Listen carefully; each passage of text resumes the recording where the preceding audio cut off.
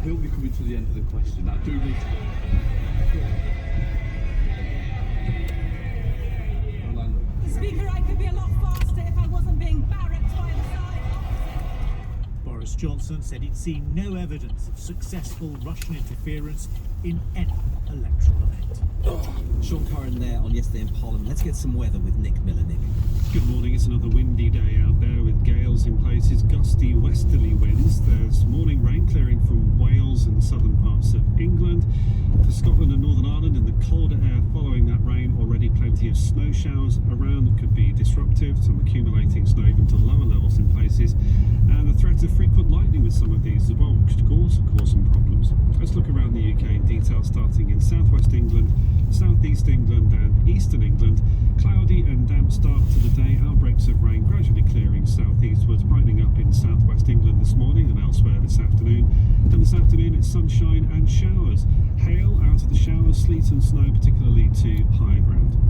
For Wales, the Midlands and across northern England, early rain clearing away, then sun and showers, hail, sleet and snow, some snow falling even to lower levels in places, and some of the showers will be thunder. To secure their own families. Yesterday I was in a gun shop. I met a man running a small business who was buying cartridges. What are you doing? I said.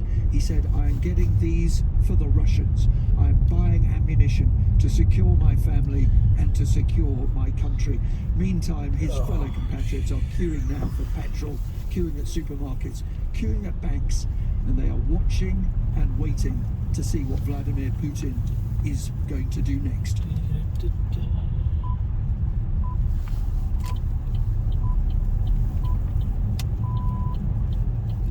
Good morning from Kiev, the capital of Ukraine, a country that is now under attack. There is war in Europe.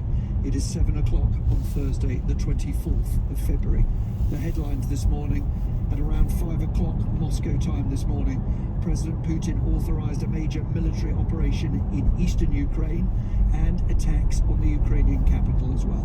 He's warned the rest of the world not to interfere. Russian troops are reported to have landed at the ports of Odessa and Mariupol. Loud explosions have been heard across this country.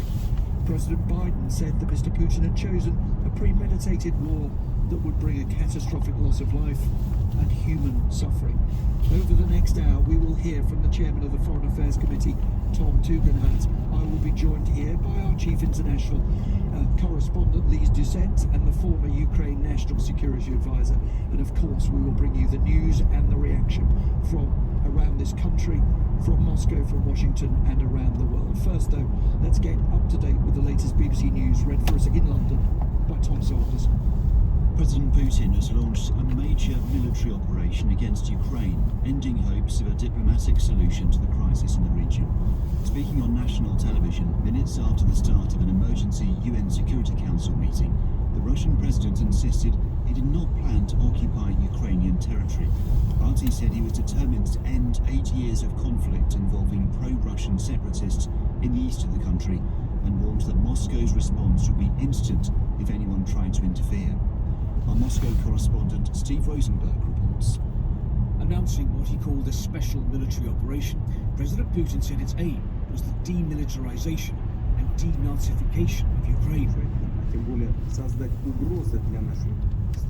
Dismissing the West as an evil empire, complaining at NATO enlargement eastwards, he referred to Ukraine as a hostile anti-Russia that was being pumped with modern weapons.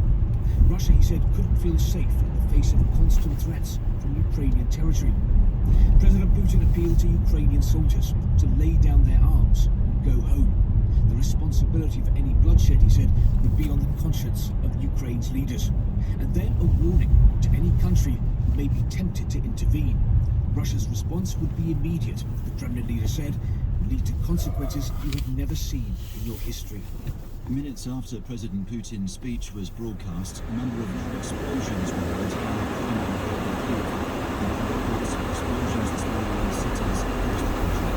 Ukraine's foreign minister said it has started a full-scale invasion. Ukrainian President Vladimir Zelensky urged his citizens not to panic, insisting they were ready for anything. Air raid sirens have been sounding in Kiev, from where our diplomatic correspondent Paul Adams sent this report.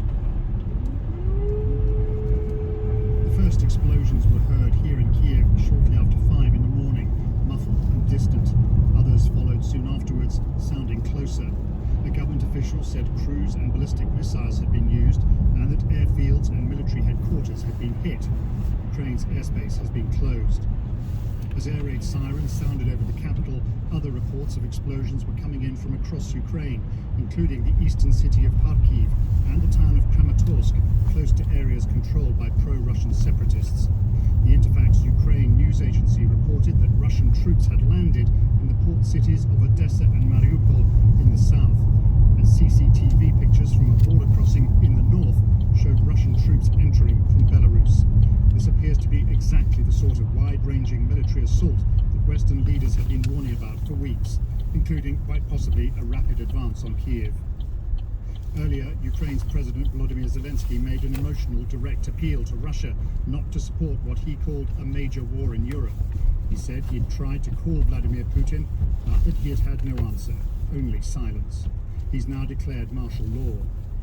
As daybreak came, reports from around Kiev spoke of large queues forming at supermarkets and banks.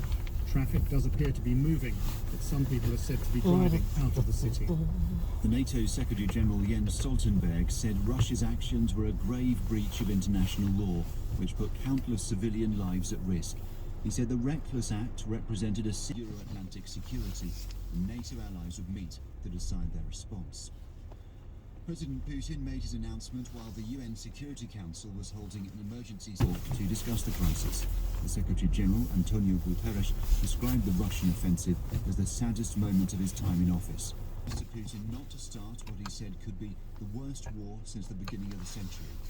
Representative after representative called on Russia to stop.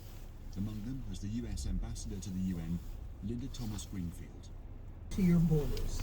Send your troops and your tanks and your planes back to their barracks and hangars. And send your diplomats. Held a virtual meeting with G7 leaders later this morning before announcing what he described as further consequences for Moscow. Our correspondent David Willis reports from Washington. President Biden said the prayers were fired. Mr. Biden received a phone call from his Ukrainian counterpart, and in a follow-up statement he said that President Volodymyr